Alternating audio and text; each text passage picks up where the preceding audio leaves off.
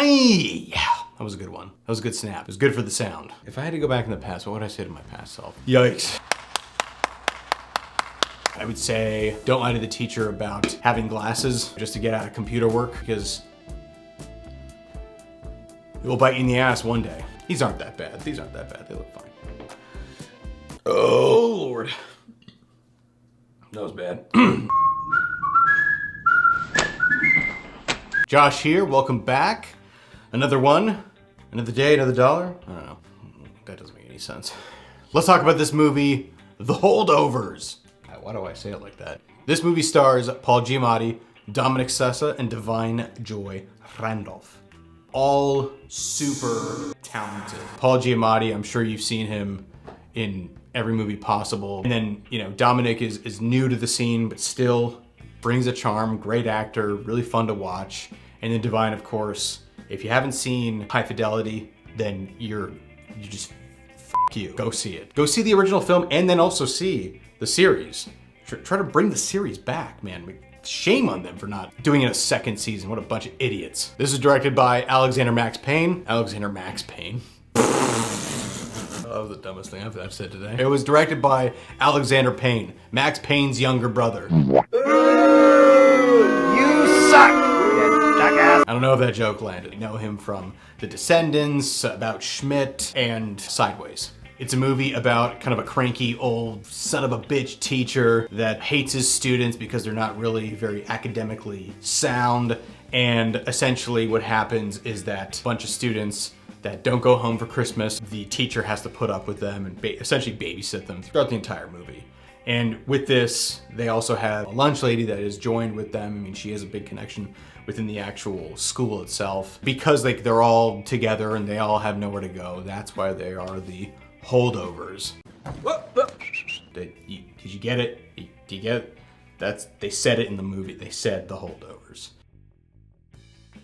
Paul Giamatti, I mean, is a powerhouse. Holy crap. I mean, everything he does deserves at least some sort of recognition. Dominic Sessa, he's new to the screen. He just has somewhat of this charm that really plays into how his character is. I mean, even though you're kind of like, okay, well, he's a prep school snot nose, whatever, but then it just goes a little bit deeper and deeper within the actual character itself. And then also the fact that we're kind of seeing a weird theme between how Paul Giamatti and how Dominic Sessa's character interact, because you're looking at it from a lens of the movie thinking, okay, well, maybe this is Paul's character looking at a younger version of himself, trying to maybe make that kind of correction. Kind of seeing almost like not a time travel movie, but essentially that part where you're like, okay, what if I can go back in time and, you know, tell myself not to be able to do this, or kind of like put myself on a better path, because he's actually seeing a lot of characteristics within that character. And one of the things that I think should be noted here, especially with all actors, it's not just about being hot. Hot people, take note. You gotta have charm. You gotta have like the thing that I think ropes everybody into actually cheering for you. I mean, besides the fact that you're just hot as hell. I mean, there are some out there that are just, I don't know where I'm going with that. Another thing is Divine. Divine has just kind of this, I don't know, this essence that you can really fall in love with her character. Another thing that I liked was actually the classic feel. I don't know why we have to keep celebrating movies that are going kind of this classic feel, 4:3, 16:9. But the whole thing is that Alexander Payne really uses a lot of the camera work, especially the ones that are on sticks, and how he kind of, you know, manipulates the scene through, I think, some version of inspiration that he would get from like Linklater. And it had a little bit of a Back to School with Rodney Dangerfield feel to it, where it's set in this school, but it's kind of fun and there's a lot of people that are there. I think brings you into this whole world itself, right? Between the period piece to the actual filmmaking, I felt like it really coordinated well with itself and it added to the charm. Speaking of which, the music plays along with it, music within the world, to the actual soundtrack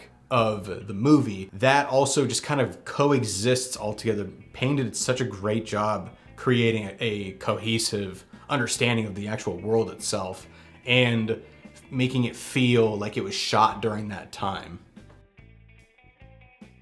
If I could knock it for one thing, I mean, I think it'd probably just be that they didn't, shoot it on film. I don't really know if that's actually something that people will notice or that you can really care about, because they did a lot of post-production work to really mimic it. And I think that they did a completely fine job of that, regardless of not shooting on film. How dare you? I don't think anybody would care. It worked well for me. Did it work well for you? Yeah, it probably did. It probably did. It's definitely a watch. I mean, definitely a rent, definitely a buy, whatever you want to be able to do. I think it's definitely something that might turn into a holiday classic if we let it. If we let it. It has charm, it has character, it has love. Okay, it's one of those films. A, B, C, D. It's not boring. They don't milk any sort of scenes out. They really invest a lot of time within Paul and Dominic and Divine and how they kind of intertwine within their lives and into the actual school. So it's definitely something that I think you should go see. Go see it. That's it.